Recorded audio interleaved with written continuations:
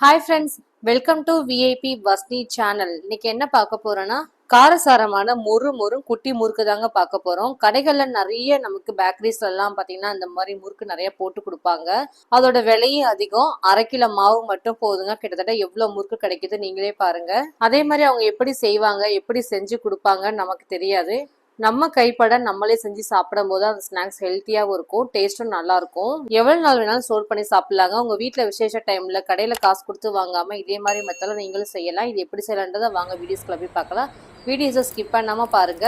First time சேனல்ல பாக்குறவங்களும் இருந்தீங்கன்னா subscribe பட்டனை கொஞ்சம் கிளிக் பண்ணிக்கோங்க. பக்கத்துல இருக்கிற பெல் ஐக்கானை கிளிக் பண்ணும்போது ஆல்ன்ற ஆப்ஷன் கொடுத்தீங்கன்னா நான் போடுற வீடியோஸ் எல்லாமே உங்களுக்கு அந்த ஸ்பாட்ல வந்து சேரும். வாங்க வீடியோஸ்க்குள்ள போகலாம். 100 கிராம் அளவுக்கு பொரிகடலை எடுத்துக்கலாம். பொரிகடலைலாம் ஒன்றும் இல்லைங்க, உடச்சக்கடலை தான். ஒரு சில ஊர்களில் ஒவ்வொரு பேர் இருக்குது, ஸோ அதனால தான் நானும் அப்படி சொன்னேன். 1/2 கிலோ மாவுக்கு 100 கிராம் அளவுக்கு பொரிகடலை எடுத்திருக்கேன். வறுக்காத பொரிகடலை தான். மிக்சி ஜாரில் சேர்த்து ஃபைன் பவுடரை அரைச்சி எடுத்துக்கோங்க. நெக்ஸ்ட்டு ஒரு பேனில் 3 கப் அளவுக்கு பச்சரிசி மாவு எடுத்துக்கலாம். இடியாப்ப மாவு, முறுக்கு மாவு, பச்சரிசி மாவு எது வேணாலும் ஆட் பண்ணிக்கலாம். உங்கள் வீட்லேயே பச்சரிசி மாவு நீங்கள் அரைச்சி ரெடி பண்ணுற மாதிரினா அந்த மாவு கூட யூஸ் பண்ணிக்கலாம். 1/2 கிலோ அளவுக்கு பச்சரிசி மாவு எடுத்திருக்கேன். 3 கப் அளவு ரேஷியோ. மாவு எல்லாத்தையும் சேர்த்தாச்சு. நெக்ஸ்ட் நம்ம பொரிகளை நம்ம அரைச்சோம் பாருங்கள், அந்த மாவையும் இதோட ஆட் பண்ணிக்கலாம். மேக்ஸிமம் நம்ம ஒரு சில முறுக்குக்கெலாம் மாவு வறுக்கவே மாட்டோம், டேரெக்டாக நம்ம அப்படியே செய்வோம். ஆனால் இந்த முறுக்குக்கு வறுக்காமல் மட்டும் செஞ்சிடாதீங்க, வறுத்துட்டு தான் செய்யணும். ஸ்டவ்வை ஃபுல்லாக ஸ்லோ பண்ணிவிட்டு மாவை இதே மாதிரி கரண்டியால் இந்த மாதிரி மிக்ஸ் பண்ணி விட்டுட்டே இருங்க. ஈவனாக எல்லா பக்கமும் நல்லா வறுத்து வரும். மாவை வறுக்கும் போது கவனமாக வறுத்துக்கோங்க. ஸ்டவ்வை ஃபுல்லாக ஸ்லோ பண்ணிட்டு வருங்க. மாவு கருகி போச்சுன்னா ஃப்ளேவர் டேஸ்ட்டு மாறிடும். மாவு அதிக நேரம் வறுக்கணும் கிடையாது. கையால் மாவை பிடிச்சு பாருங்க, சூடு ஏறுற அளவுக்கு வறுத்தா போதும். வறுத்த மாவை ஜலிச்சு எடுத்துக்கலாம். பச்சரிசி மாவு பொரிகடலை ரெண்டையும் தான் நம்ம சேர்த்து வறுத்துருக்கோம். 2 மாவையும் ஒன்றா சேர்த்து ஜலிச்சு எடுத்துக்கலாம். மாவு ஜலிக்கிற ஜல்லடை இருக்கு பாருங்க, அதில் தான் ஜலிக்கணும். அப்போதான் சின்ன சின்ன குருணை எதாவது இருந்தாலும் நமக்கு மேலே நின்றுடும். மாவு எல்லாத்தையும் ஜலிச்சு எடுத்தாச்சு. சின்ன சின்ன குருணையெல்லாம் இருக்குது பார்த்தீங்களா, இது எல்லாமே பொரிகடலில் இருக்கிற அந்த வேஸ்டேஜ் தான். இது எல்லாத்தையும் தூக்கி போட்டுடலாம். நெக்ஸ்ட்டு ஒரு பேனில் எடுத்து வச்சுருக்க மாவை ஃபுல்லாக ஆட் பண்ணிக்கலாம். முறுக்குக்கு தேவையான எல்லா பொருளையும் ஆட் பண்ணிக்கலாம். 1/4 டீஸ்பூன் ஓமம் எடுத்திருக்கேன். இந்த மாதிரி கையால் லைட்டாக க்ரஷ் பண்ணிட்டு சேருங்க, அப்போ தான் ஃப்ளேவர் டேஸ்ட்லாம் நல்லாயிருக்கும். அதேமாதிரி ஜீரகமும் ஆட் பண்ணிக்கிறேன் அதே அளவுக்கு. அதையும் தேய்ச்சிட்டு சேருங்க, டைரெக்டாக சேர்க்க வேணாம். நான் எடுத்திருக்க அளவுக்கு ஜீரகம் ஓமம் மட்டும் ஆட் பண்ணிக்கோங்க. அதிகமான அளவு சேர்த்திங்கன்னா திகிட்ட ஆரம்பிக்கும், சாப்பிட முடியாது. 1/4 டீஸ்பூன் அளவுக்கு பெருங்காயம், தேவையான அளவுக்கு உப்பு, ஃப்ளேவர் டேஸ்ட்டுக்காக எள்ளு சேர்த்துருக்கேன். கருப்பு எள்ளு, வெள்ளை எள்ளு எது வேணாலும் ஆட் பண்ணிக்கலாம். ஆயில், பட்டர், கீ எது வேணாலும் ஆட் பண்ணிக்கலாம். ஆனால் ஹீட் பண்ணிவிட்டு சேருங்க. கீ சூடாக இருக்கிறதுனால கையால் மிக்ஸ் பண்ண முடியல, கொஞ்சம் சிரமமாக இருக்குது. கரண்டியை போட்டு திரும்ப மிக்ஸ் பண்ணிக்கிறேன். ஈவனாக எல்லா மாவுலையும் நல்லா ஸ்ப்ரெட் ஆகுற மாதிரி மிக்ஸ் பண்ணிக்கோங்க. மாவோட கொஞ்சம் சூடு தன்மை போனதுக்கப்புறம் கையால் கூட நம்ம மிக்ஸ் பண்ணி எடுத்துக்கலாம். அவ்வளோதான், மேக்ஸிமம் எல்லா பொருளையும் சேர்த்தாச்சு. தண்ணி மட்டும் தான் ஆட் பண்ண வேண்டியது இருக்குது.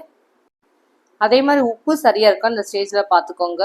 லைட்டாக மாவை ஒரு பிடி எடுத்து வாயில் போட்டு பாருங்கள், கொஞ்சம் உப்போட அளவுலாம் சரிசமமாக இருக்கான்னு. இல்லைனாலும் பரவாயில்ல, திரும்பி கூட ஆட் பண்ணிக்கலாம். கொஞ்சம் உப்போட அளவு கம்மியாக இருக்குது, அதனால 1/4 டீஸ்பூன் மட்டும் நான் ஆட் பண்ணிக்கிறேன். உங்களுக்கு தேவைப்பட்டா சேர்த்துக்கோங்க, இல்லைன்னா விட்டுருங்க. மறுபடியும் இது லைட்டாக மிக்ஸ் பண்ணிக்கலாம். இந்த முறுக்குக்கு முக்கியமாக ஃப்ளேவர் தரது பார்த்தீங்கன்னா பூண்டும் கொஞ்சமாக தண்ணி சேர்த்து மிக்சி ஜாரில் ஃபைன் பேஸ்ட்டாக அரைச்சி அதை ஃபில்ட்ரு பண்ணிக்கலாம்.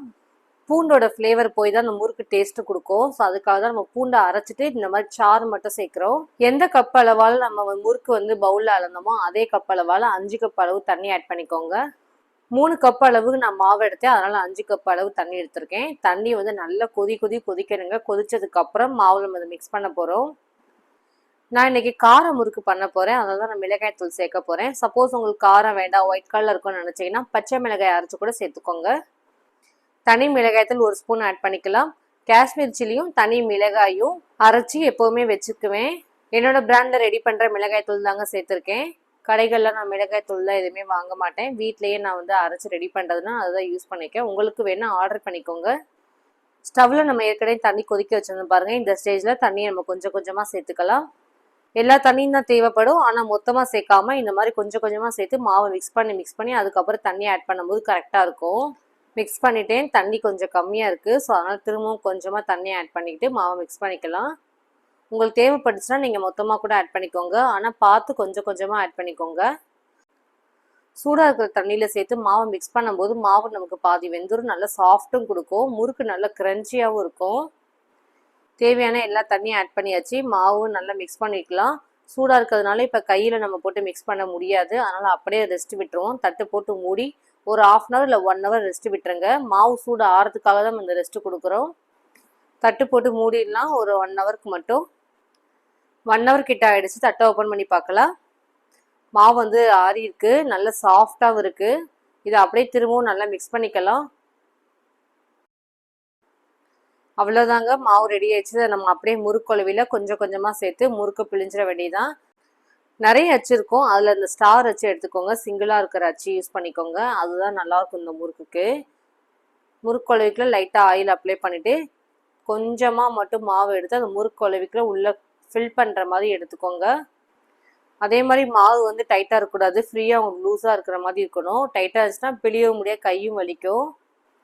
ஒரு பிளேட்டில் கொஞ்சமாக இந்த மாதிரி ஆயில் சேர்த்துட்டு ஃபுல்லாக ஸ்ப்ரெட் பண்ணிக்கோங்க. முறுக்குழவி வச்சு முறுக்கை ஃபுல்லாக பிழிஞ்சு விட்டுக்கலாம்.